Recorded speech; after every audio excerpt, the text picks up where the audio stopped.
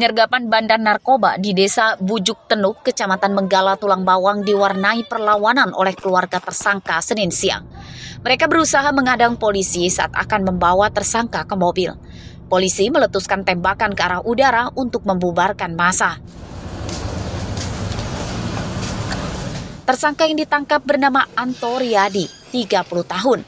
2 bungkus sabu-sabu serta belasan plastik klip disita. Anto ditangkap saat sedang mengemasi sabu-sabu ke dalam plastik klip.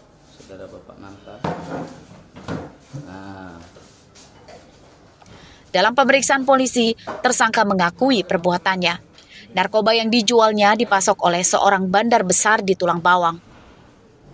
Pada saat diamankan, pelaku ini sedang menguasai narkotika dan membawa gunting serta alat-alat seperti plastik klip kosong. Diduga akan melakukan peredaran narkoba. Jadi pelaku ini kami duga pengedar sekaligus bandar. Pelaku sempat melakukan perlawanan dan dibantu oleh keluarganya, namun berhasil kami bawa ke Mapolres Tulang Bawang untuk dilakukan penyelidikan lebih lanjut. Penyidikan kasus ini masih akan dikembangkan polisi untuk memburu pemasok serta para pelanggan tersangka. Atas perbuatannya, tersangka terancam hukuman 20 tahun penjara. Mustaqim melaporkan dari Tulang Bawang.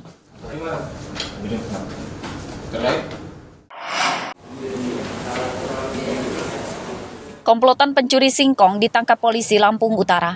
4 orang tersangka adalah Muhtar Kosim, Ishak Umar, Satria Husen, dan Heri Bahtiar. Seluruhnya warga Desa Belambangan, Kecamatan Belambangan Pagar, Lampung Utara. Komplotan ini tidak sekedar mencuri singkong sekarung atau 2 karung saja, melainkan memanen singkong di kebun orang hingga seluas setengah hektar. Mereka mencuri saat malam hari menggunakan truk. Mulai dari mencabut, mengangkut, hingga menjual singkong ke pelapak dikerjakan mereka berempat. Dicabut, Pak. Dicabut orang berapa? Orang 4, Pak. Siapa aja? Husin, Ishak, Turi. Di mana tahu nggak itu punya siapa? Nggak tahu, Pak. Asal ya? Nggak tahu asalnya, nggak tahu. Asal ngambil aja. Iya, Pak. Dijual berapa itu semuanya? Saya nggak tahu bagian penjualan, Pak. Saya udah paginya dikasih duit, Pak. Cuman dapat jatah? 320, Pak.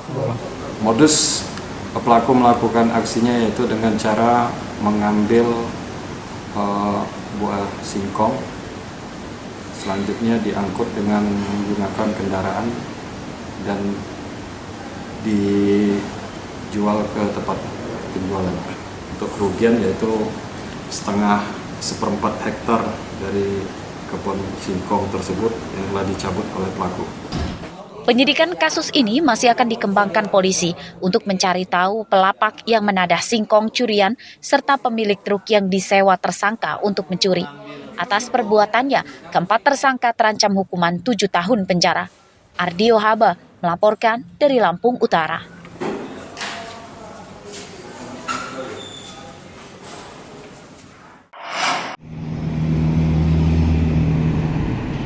Gaji para pegawai honorer Pemkot Bandar Lampung menunggak dibayarkan. Tunggakan pembayaran gaji itu ada yang mencapai 4 bulan. Ini dikatakan oleh Kepala Badan Pengelola Keuangan dan Aset Daerah atau BPKAD Bandar Lampung, Muhammad Nur Ramdan, Senin siang.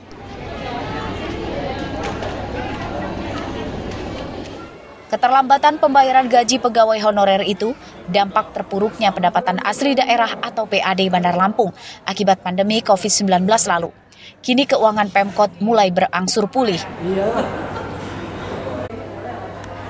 Sejak bulan April lalu, Pemkot mulai mencicil membayar tunggakan gaji pegawai honorer di seluruh instansi. BPKAD menargetkan pada Juni mendatang seluruh tunggakan gaji pegawai honorer telah dibayar. Berupaya semaksimal mungkin untuk tetap bisa mensejahterakan masyarakat Kota Bandar Lampung. Dibandingkan kondisi tahun 2019, 2022 itu senyatanya jauh lebih baik. Kenapa? Yang pertama dari sisi penganggaran yang tadi dijadikan kualifikasi.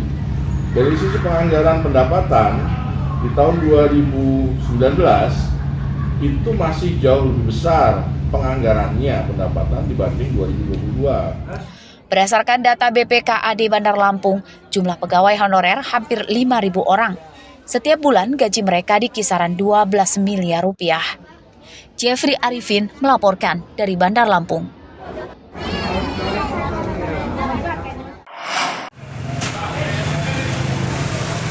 Pengawasan penjualan daging sapi ditingkatkan terkait banyaknya sapi di Lampung yang terpapar virus Lumpy Skin Disease atau LSD.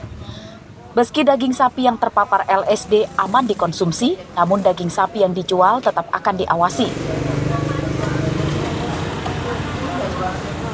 Pedagang diimbau menjual daging sapi sehat.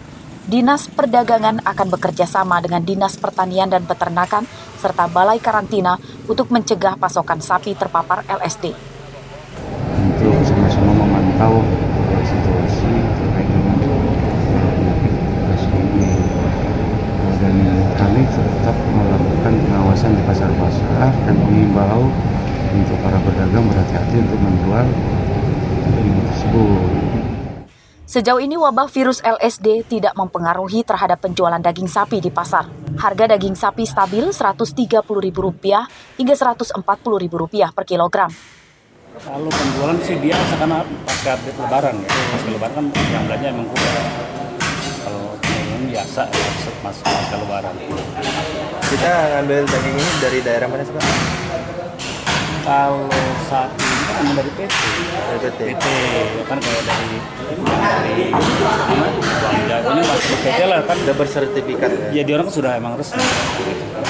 Ya antisipasi sih kita artinya kita kembali lagi konsumen ini ya kita memberikan suatu kepercayaan misalkan ya kita motong sapi ini kan sapi-sapi sehat semua gitu.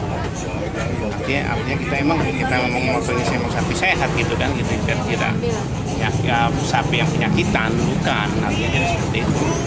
Dari data Dinas Peternakan dan Kesehatan Hewan Lampung, sapi yang terpapar virus LSD jumlahnya lebih dari 300 ekor yang tersebar di beberapa kabupaten di Lampung.